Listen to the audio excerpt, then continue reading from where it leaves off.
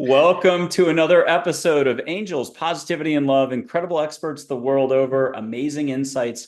They've often been through some sort of personal transformative journey, and they're even more able to give service to others today as a result. It doesn't have to be a near-death experience. We've had a lot of those folks on. I think 5 near-death experiences is the max right now. We've had 2 with 3 near-death experiences. We've had a White House physician to the US president on as a guest, others, doctors, psychologists, um, and healers of all different modalities and backgrounds. So I think we're up to 25 countries, and the show is booked all the way into 2026. Coming to us today from Florida is, I'm going to say, one of the most preeminent expert psychics in the field, Mark Anthony. He's not just a psychic, he's also a lawyer. He's very seasoned, a lot of books out. He's in demand as a keynote speaker and much more. He's co-host of a show. And I'm just excited to have him on. Every time I have him on, he studied at Arthur Findlay College. I got to mention that. In addition to Oxford for law school and stuff like that, he takes it all very seriously, but he takes your welfare and the ethics behind it all very seriously. So he's been around for a while, and again, he does the job just right. Mark, great to see you again. Great to have you on the Angels Positivity and Love show. Thank you, Michael. I always enjoy working with you. We have no lack of topics to discuss. Well, I just said before the show, I'm going to have you back on as much as I possibly can. So you'll hear from me in January or so, periodically, let's just say. And again, it's great to see you. Hey, with everything going on planet Earth, I'm just going to give you the $6 billion question right now. Do All you right. believe there's more consciousness, more light, more love coming in more than ever before if people simply want to pay attention to it? Are you feeling it? Wow, that really is the $6 billion question. And it's funny they should ask that because I'm working on a presentation that I just finished on reincarnation. And this is one of those, you asked me what time it is, and I'll tell you how to build a clock answers. But the thing is, people are always saying, well, how could there be reincarnation? Because there's 8 billion people on planet Earth now, and that's more than have ever existed, and which is actually not true. According to latest studies, Homo sapiens, the form of human that we're in the past couple million years, there have been 118 billion Homo sapiens. So reincarnation, there's plenty of souls to draw from. But the other question is, what happens when you go through a series of lifetimes to where you don't have to come back anymore? Well, then you leave this dimension and go to another one. That being the case, Earth is not a closed system. So while there are souls who have achieved that higher frequency that are leaving this material world, other souls from other dimensions are coming into it. So what I feel is there's like a huge wave of new souls and new energy coming in, and that might also explain the turmoil going on now. And turmoil is sometimes a good thing and sometimes it's not a bad thing. We appear to be on the precipice of the Third World War, but the messages that I'm getting are that we have to go through this erratic tension, tug of war for roughly about another 5 years, and then things are going to stabilize. So, to answer your question, yes. And maybe I'm an incurable optimist, but based on the messages I'm receiving from the other side, we're going to be okay. Okay, past lives. How many times have you heard about your past lives from either your psychic friends or directly on your own?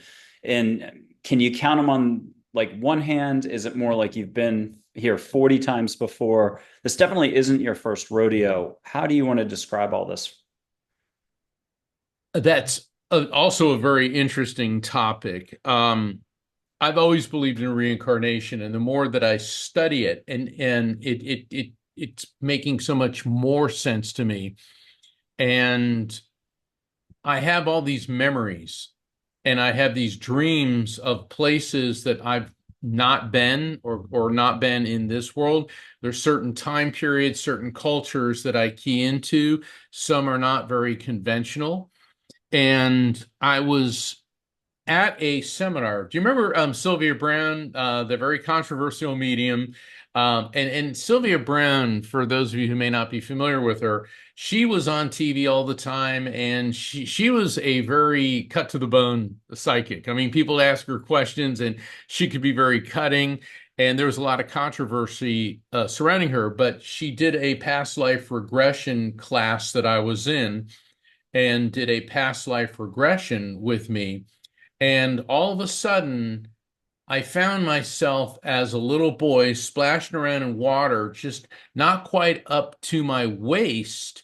And I saw these arches in the background, and I could smell the water. I could smell everything. And there's all these little boys about my age. And the weird thing about this, Michael, is throughout my life, I had always had glimpses of this place, and it felt ancient. It looked Roman, but it didn't look like the city of Rome. It looked like Roman type architecture. And then she wanted us to go even deeper into that lifetime to see when more about our lives. And then I saw myself at about age 20, and I was a farmer. And then she said, go into your death. And I saw myself laying on the ground. I was laying like on a bunch of hay. It was like a mattress made out of hay. And I was dying of this horrific lung disease.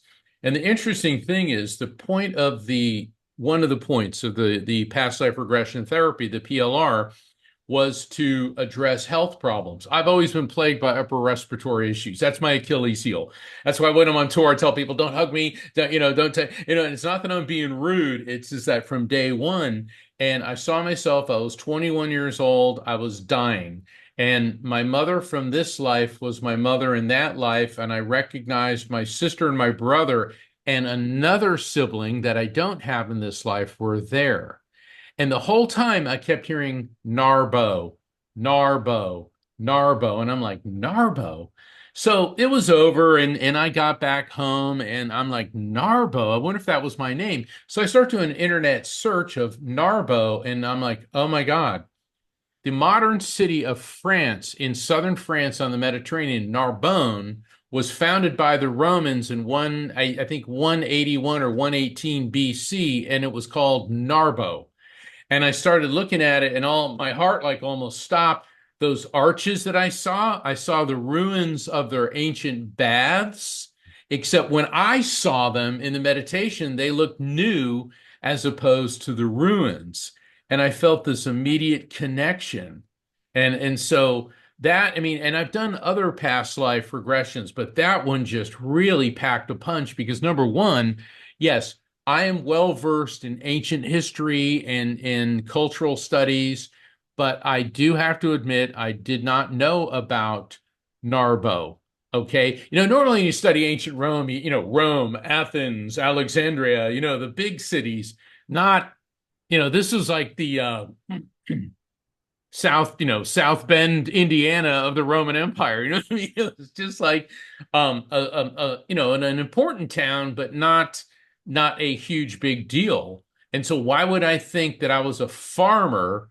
And when I was a kid, I would go to the public baths and all this. But it did make a lot of sense with all the lung infections and things that I've had to deal with my whole life. And according to past life regression therapy, the point of PLR is to go into a prior life to find out the root cause of illnesses or psychological pain or problems that have no basis for existing in this life. So anyway, that's why when you ask me what time it is, I tell you how to build a past life clock. I love it. And it's been said too that you can pull in strengths, like quality characteristics from other lives. You come in with an extra curiosity for science or just a curiosity about the universe or something. If you want, we can go a little more interactive today. And I can put up a couple angel photos. You keep stuff private that stays private, but you can get a little extra background, catch smells, scents, and even close your eyes and get a vision. Just acknowledge that you got something. But here's Joy. Have her take you back, but here's something very specific about that. And when you're ready, close your eyes and have her show you something that you wouldn't have known. And then like a public press secretary, you can have her give you a version for public consumption for all of us. Oh, this is interesting. Now, I realize that everybody that engages in reincarnation believes they lived in ancient Egypt, but I have such a connection to Egypt. I mean, there's Egyptian things in here, but the rest of the house and all that. And what I was getting was some type of architect, and I'm seeing a temple, not the pyramids. It's been later in time, like maybe the Middle or the New Kingdom of Egypt, which is still a long time ago. It's like 3,500 years or so ago, and we're all really happy because we just finished it and it came out the way we wanted it to. So it was like, yeah, like you're saying, something positive. So it was an architectural achievement that I was a part of the architectural team working on it.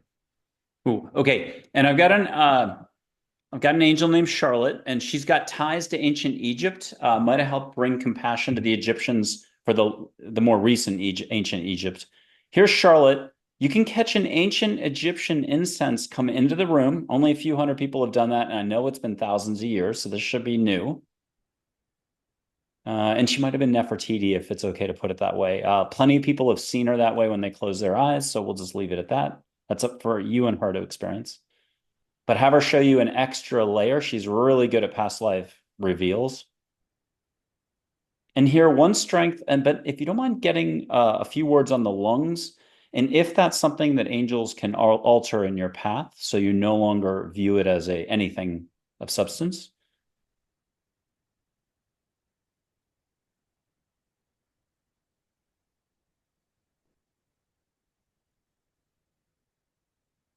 And if you can bring back some wisdom from either one period of time or two periods of time that she's helping you bring back for all of us that are totally applicable for today.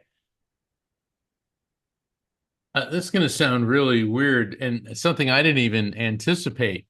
Yeah, I was getting Egyptian imagery, but she said you were a shoemaker, and I saw myself making shoes, and I'm like, well, that doesn't sound very glorious. We all want to think that, oh, I helped build the pyramids, but the message was the health of your feet is connected to the health of your entire body, and your feet must be protected and supported always. And apparently, I guess I was some kind of shoemaker, and I was like really good with making sure the soles of the shoes were extra thick. And I saw them being made with like papyrus, the materials that would be available in Egypt. So it wasn't like leather. It was kind of like, see some of these sandals that are made out of fibrous type and grass materials, but they have to be comfortable and support your feet. And immediately, I was feeling all the pressure points on my feet that I know from acupuncture. Because a lot of times when acupuncturists, they'll be sticking needles in your feet because there's an issue with your liver, and you're thinking, well, come on, foot and liver. It's because of the way the nerves and the vascular system works. And the message is the health of your feet is directly related to the health of your entire body. So it may not be unlocking the mysteries to the universe, but it certainly is rather practical, I think. She's volunteered past lives for me over the last 13 years that, I mean, I can do it in 10 words or less for each one, but I died of childbirth with a sock stuffed in my mouth. And also I was a Roman soldier at one point. I know I was a German merchant marine person who drowned in the Mediterranean in the middle of that war as a civilian. Okay.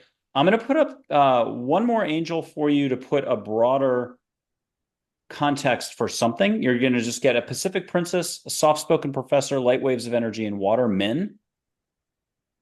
And just hear something that ties it all together.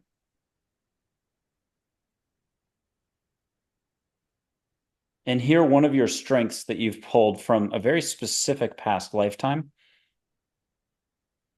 I could say communication in a heartbeat, but we'll let her. That was exactly it, Michael. And I It, try not to be a psychic. Okay. it was words. She said Yep. that my art is my words, and I'm a writer, I'm a public speaker, and I thank the divine every day for being gifted with those abilities. Um, I've been told by people who see me, I have what's known as presence. I don't know how you turn that on or off, but they say when I go on a stage, I'm able to command the room. And by command, I don't mean it in a negative way. I have a speaking style that brings people in. That's one of the reasons I was drawn to the practice of law. I was a trial lawyer. But since I was about 3 years old, my parents said I'd come out of the living room with my toy dinosaurs and set them up and do a presentation on what they were. So I've been doing presentations my whole life. And it's one of the things I truly do enjoy. And then as a writer, when I was a child, I used to like to draw and I messed around with painting, but I found that I like writing better because painting took too long and I couldn't get it right away. Whereas words, I can craft them and produce something on a much shorter period of time. So communication is a skill. And the question is like, which lifetime? It's several. It's like a piece of rope, all the strands that make up the rope, it's all being drawn from these different lifetimes. And one of the reasons I'm doing what I'm doing now is because of my the gift I've been blessed with for communication. And I would definitely add a conscientious presenter you are. And I can do Yoda's voice, but I'm going to save that for later to crack you up. Sylvia Browne will be the final one, and then hopefully she can give us something, or you're going to pull something from talking with Sylvia Browne. She's tough as nuts, and tough as nails. Will wrap her nails a little too. Can totally take care of her reputation. She's a tough taskmaster for business. She's great for business. Make sure you get something privately for business. And then one last thing, she'll give you something that's very current today that wasn't going on necessarily back when she was here. Um, yeah. So here she is. Catch something from Sylvia Browne, Unconditional Love Guide. And Oh, she's a big heart. If I'd have to add that. I didn't add that.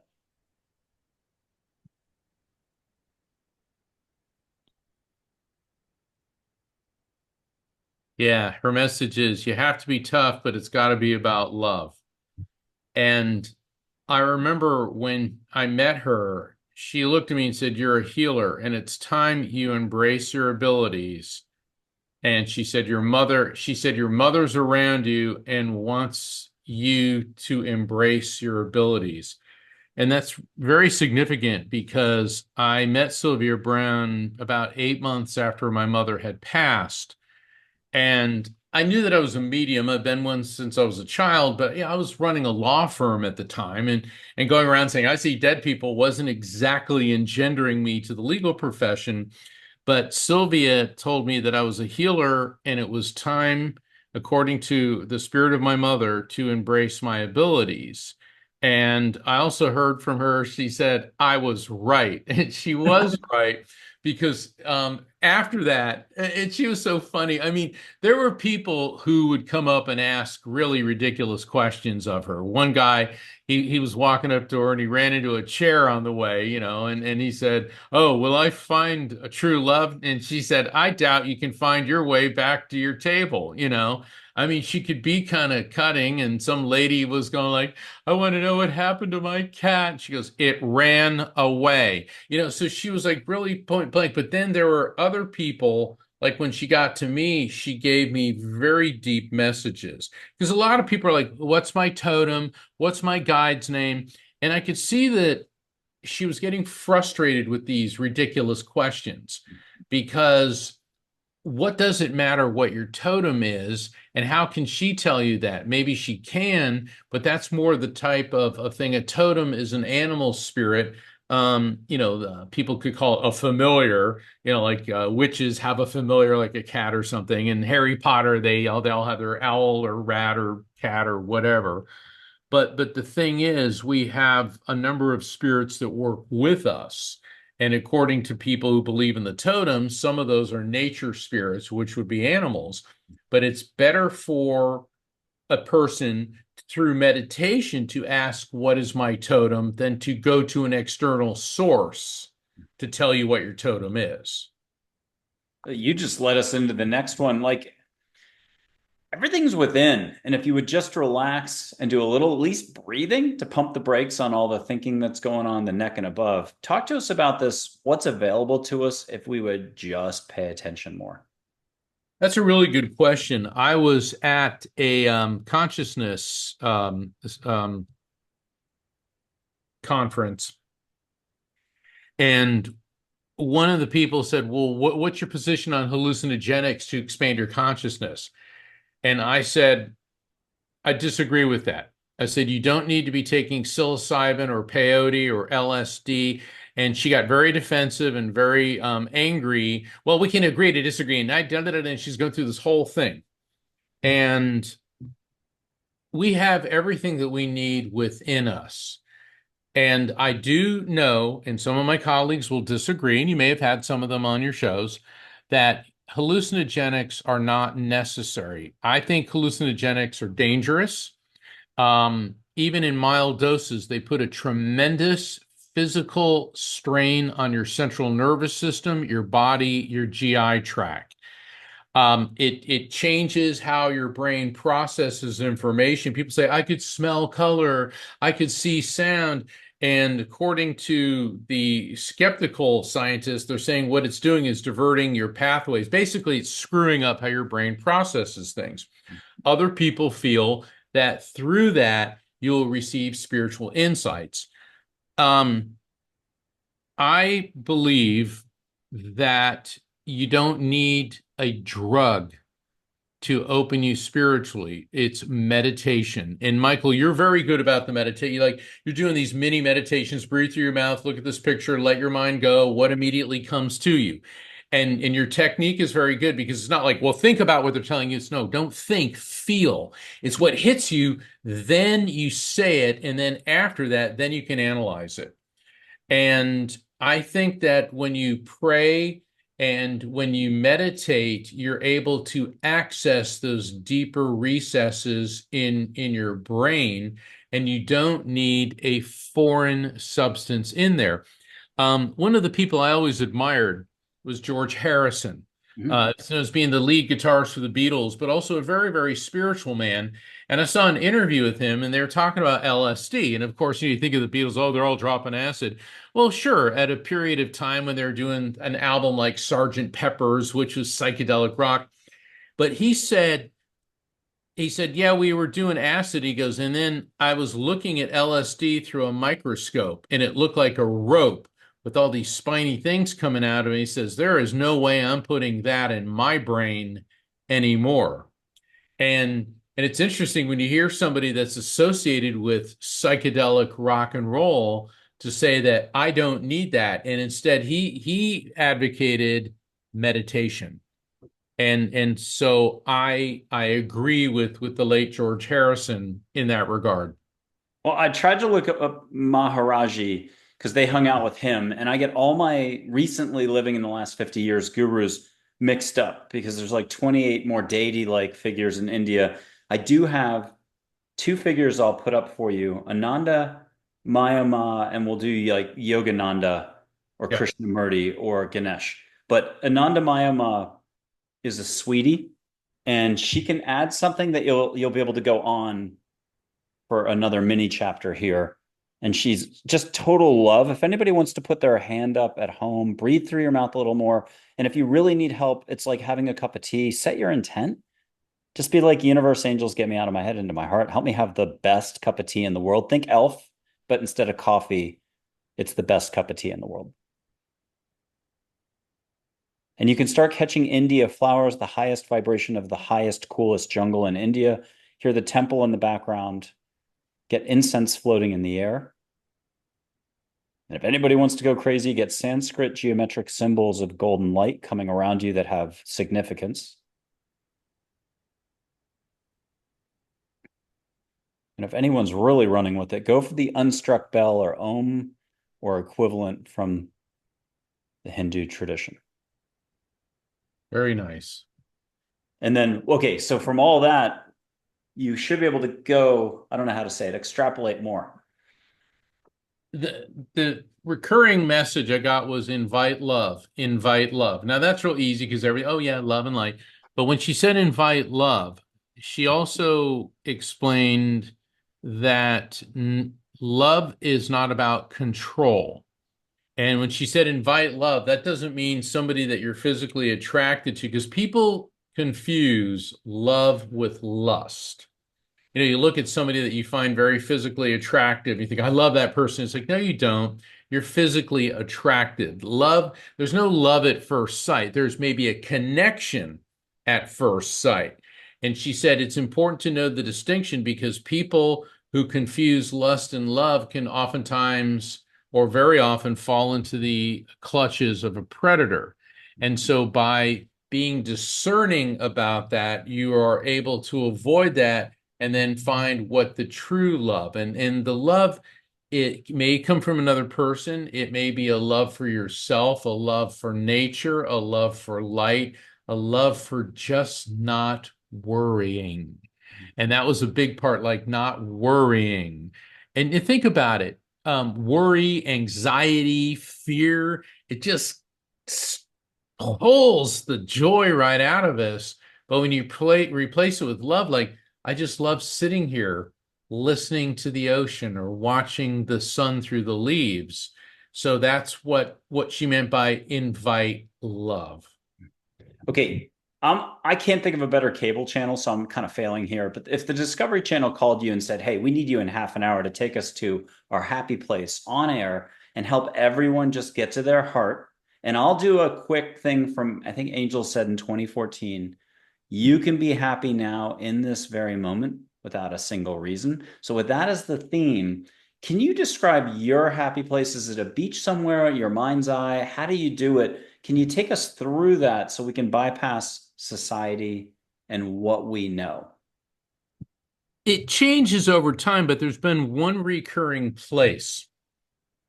And when I go in a deep meditation or a happy place, sometimes it comes to me without, I'm walking through what feels like a tropical rainforest, very Hawaiian, because there's no mosquitoes and stuff around. And there's a small waterfall in the background, but then I come to a clearing, and there is what appears to be like a almost like the Parthenon. It has a very Greek-looking structure to it, but it's not white. It's made out of red marble. And the floors are polished, and I go inside, and there's giant potted plants, and it's sort of very open, airy. And in the center of the room, there's this fire, and it's like a golden fire. And I always, as soon as I walk in there, usually my parents will come to greet me. And then other people that I know who've passed, and there's an angelic entity that I work with. And and it's funny when I say he, because I've asked him, I go, well, is this what you really look like? And he said, no, but it's a form you can relate to. Because he said, and I go, and what's your name? And he's told me his name. I go, is that really your name? He goes, that's a name you can relate to. And so it's this very open, airy, and it's kind of deceptive in that there's no discernible dimensions within it. In other words, if I walk past the fire, I can go into infinite directions. So what it appears to be, Michael, is a point of reference that infinite beings created so we have an interface point. Because in my electromagnetic soul theory, that our soul is a coherent quantum field that's pure electromagnetic energy. We know that on a subatomic level, everything is a different vibration of electromagnetic energy. And I could go through all that, but let's just skip to this. And so, because people always ask me, what do spirits do? Where are they? We can't really understand that because they're moving around at the speed of light, because everything in the EM spectrum moves at the speed of light. So to say, like, what are they doing and where are they? It would be impossible for us in this finite form because we have nothing to relate to. So spirits will create this form. And that's what works for me. For other people, it could be a garden, maybe a beach, a mountaintop, maybe a favorite room of theirs as a child. It doesn't matter. Everybody needs to have their own place, and your spirits will work with you to create a point of reference.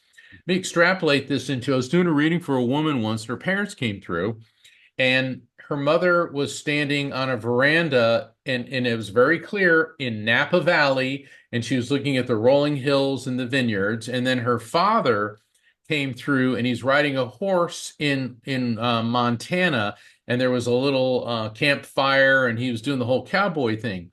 And my client said, "Wow." She said, "My mother's favorite place in the world was Napa Valley, and that's where she always wanted to go for vacation. It's just my father loved on vacation doing the cowboy thing." She goes, "My mother never wanted to go ride the horse and do the cowboy. My dad didn't really like doing that." So they both came through simultaneously, but in these different happy places. They were together, but what they were doing was creating a point of reference so that my client could understand that they are both in what you and I might call heaven. Beautiful. Okay. Oh, it's amazing. I'm gonna stick to the Hawaiian theme for 1 second. Something extra from that angel named Joy. She's very cosmic on everyone's team. Just here, one extra item, and then I'm gonna put up Kapuna Auntie Margaret out of Hawaii. She's love on a Hawaiian breeze, and she's think Sylvia Browne, but in Hawaii and a healer. Um, Very gentle. You should relate to her right away. I'll blow. My microphone today is down here, so I don't look like a dork. I'm gonna blow into this, and you can catch Hawaii in the air, but have them both team up.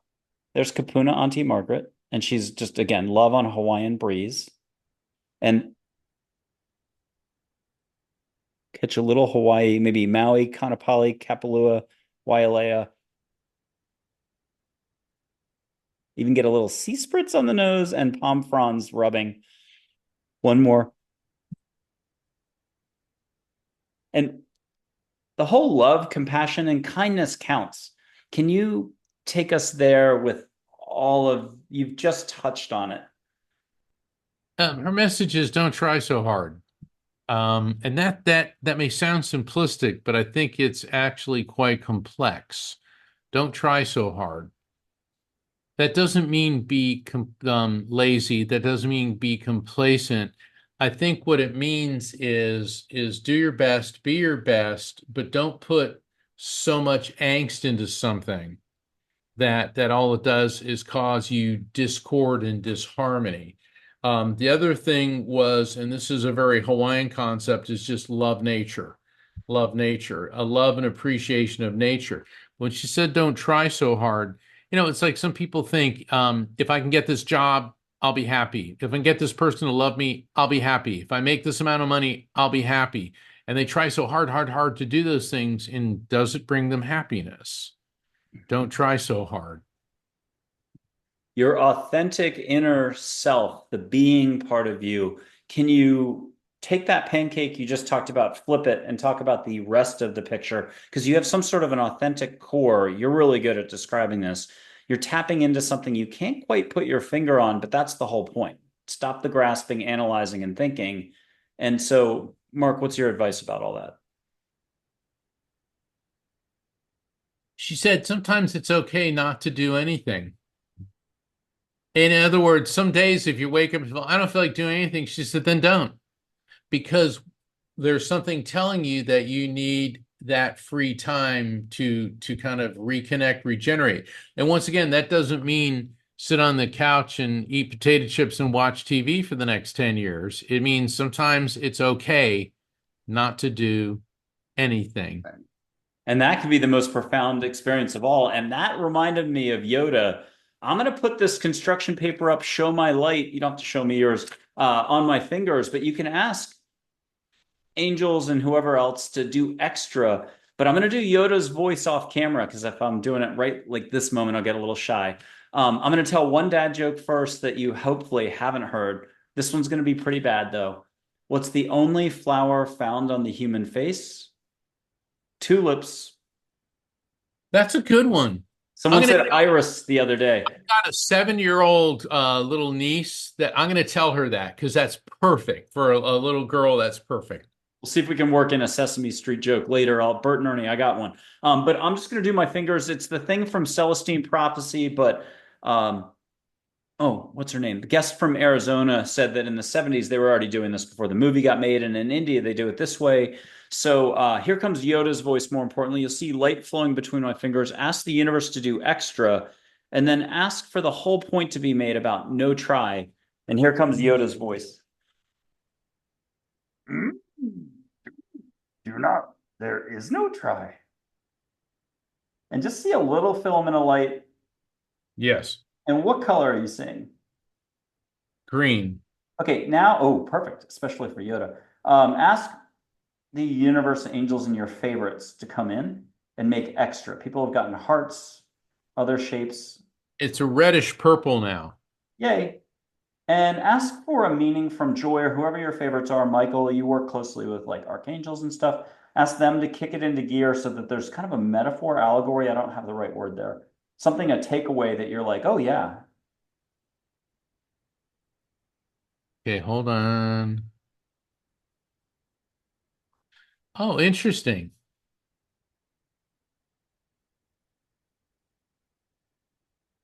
There's a Hindu saying, and it's a Buddhist saying as well, the more you attach yourself, the more you are attached. And they said, and it's okay to be attached.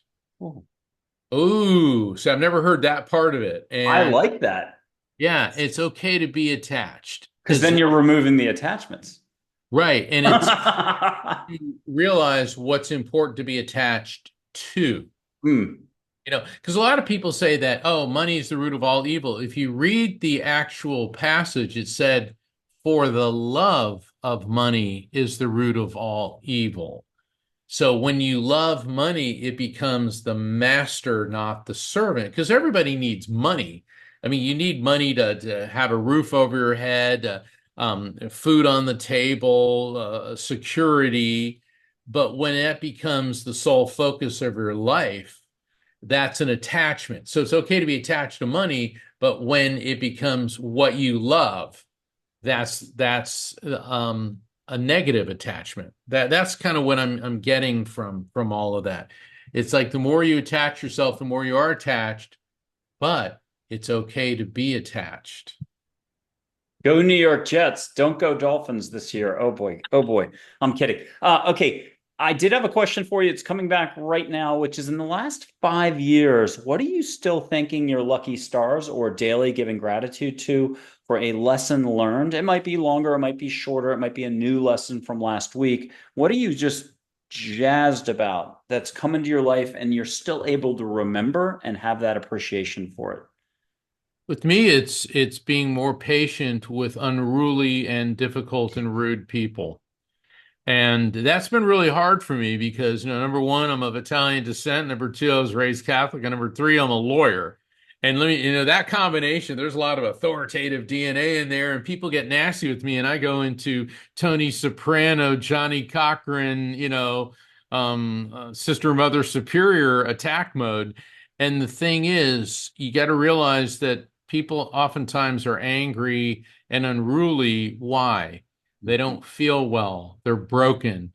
They don't have love. They're hurting. Now, that doesn't mean put up with nonsense, but you got to be patient. You have to be patient with people. And it's taken me a long time to get to that point. I've always joked that patience was not a virtue I'm overly blessed with, but it's one that I've learned. And when I see that when I employ it and when I apply it, it's like, wow, this really works a lot better than, because all that does is that type of confrontation creates more confrontation. But that also doesn't mean be a doormat and let people walk all over you. It's like when people look at Gandhi, they say, "Oh, it was passive resistance." He said there is nothing passive about what we're doing. He said, what we're doing is nonviolent non-cooperation. And Martin Luther King Jr. did the same thing. That wasn't passive resistance, nonviolent non-cooperation. In other words, the British could only rule India if the Indians cooperated. If they stopped cooperating, they wouldn't. Dr. Martin Luther King, like with the boycott with the buses and boycotting things, all of a sudden a huge segment of society was not financially subsidizing the people that are oppressing them. Nonviolent non-cooperation. And I think if, man, I'm going out on a limb here, if some people in the Middle East would start employing these tactics instead of an eye for an eye, because another thing Gandhi said was an eye for an eye and the whole world goes blind. Um, I have Geronimo for you. He's action, dry wit, humor, comes in like a lightning bolt. Doesn't speak in proper, like it's more slang or yeah, nah, duh. You already know the answer. And if you like the Bowery Boys from the 1930s, 20s, he can do that slang, or he can do 1950s stuff. He just knows how to do jargon the right way, but get something on point about what you were just discussing. Whoa. And you can catch tobacco, sweetgrass, juniper, Douglas fir, desert pinon, one of those 50 sacred smells in the air, and have it kind of be like a blessing, if you don't mind that word, or an extra wind in your sail at home. Just do something with your hands, do a chubby checker or Elvis, swing those hips, do something to let go a little extra and invite it in. Just a little love from the universe. Yep. Anybody's got to go for a run, ask for extra wind in your legs. Okay, what do you get from Geronimo? I'll give you the G-rated versions. Hail first once in a while. Spirituality is not for wimps. Oh my goodness. He, Oh, he yeah. used the P word. He used the P word. Okay. But what he meant by that is it is challenging to adhere to your spiritual values. You're constantly being challenged. It is not an easy path. And it makes so much sense because the spiritual path, when you look at intensely spiritual people, and Geronimo was, people think, oh, he was a warrior. Well, he was fighting for his land, for his people. Okay. I mean, we don't like to think of this as Caucasian men, that our ancestors invaded their lands and murdered their people and they were fighting back. Okay. Um, how was that wrong? I mean, I saw a T-shirt that said 1492 and it showed Geronimo, Sitting Bull. Oh gosh, I forget the other one. It said fighting illegal immigration since 1492. Okay. Um, he was fighting for his people, but he was also a very spiritual person. And he said that, we're all the children of the Great Spirit, and the wind, the sun, the earth talks. Are we listening? And it takes a lot. I mean, Gandhi was a spiritual person, spent a lot of time in prison, was murdered for it. Dr. Martin Luther King murdered for it. St. Francis of Assisi died of malnutrition. I mean, you go right down the line. I mean, Mother Teresa wasn't exactly living at the president's suite of the Four Seasons Hotel. Um, Being truly spiritual is not an easy path. Are you ready for a quick lightning round? Then we're going to get you talking about your practice, and should people be reading a certain book first before they try to book you or anything like that? But here's Gandhi real fast. What's one reminder for us all? There is no path to peace. Peace is the path. My goodness. And then I could do this. I have to look. Oh, and the diamond, you reminded me like two thoughts back of it's a not a polished diamond, the spirituality path. It's the rough, pre-polished diamond, and you get to do the polishing, or the universe does the polishing for you if you'll get out of your own way, is the thought I had for adding to that. You had said Gandhi, oh, and MLK. One MLK coming up in just a few seconds. Here we go.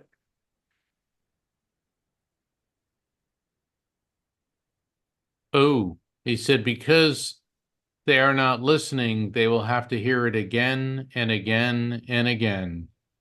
And you could argue that is that one of the definitions of suffering. And I think Mother Teresa said in 2015, she said, all suffering is universal, which I thought was, I mean, I'm still working on absorbing that one. Um, I had one more cool, groovy figure for you. It'll take 10 seconds or less. Here we go. Mandela, we can throw him in the mix.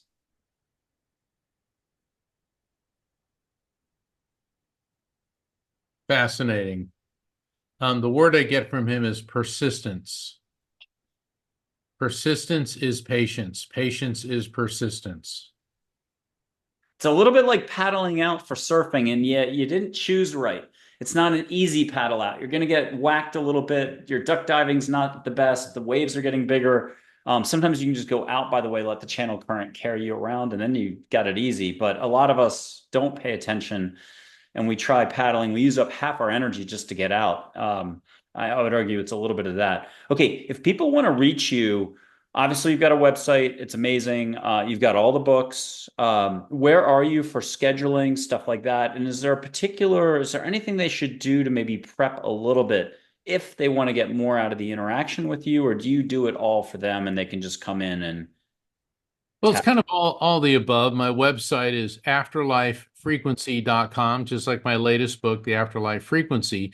And if you go to my website, you can sign up for my newsletter, find out, where I'm going to be, because I'm got a whole tour in 2025, going to be all over the place.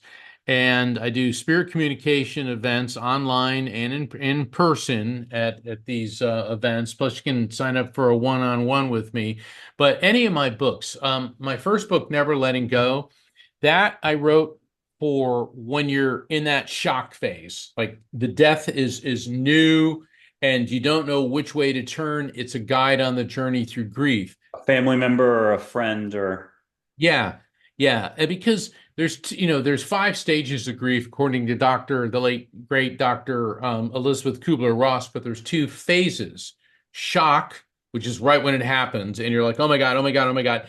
And after about a month, the shock phase, but then the trauma sets in, and the trauma has got the guilt, the shame, the remorse. I mean, all the painful emotions, and never letting go. I wrote that for people going through that.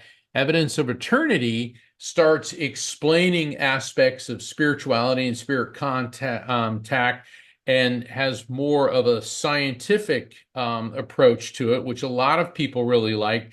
And that was so popular, it led me to write The Afterlife Frequency, which all my books help people cope with PTSD, with grief, with the loss of a loved one, but they also explain how the reality of spirit communication and the afterlife frequency explains to people on a scientific, logical basis the existence of the soul, how spirit communication works, how the different forms of spirit communication, such as through a medium or your own contact, near-death experiences, deathbed vision, shared death experiences, out-of-body experiences, reincarnation, how it's all based on sound scientific principles.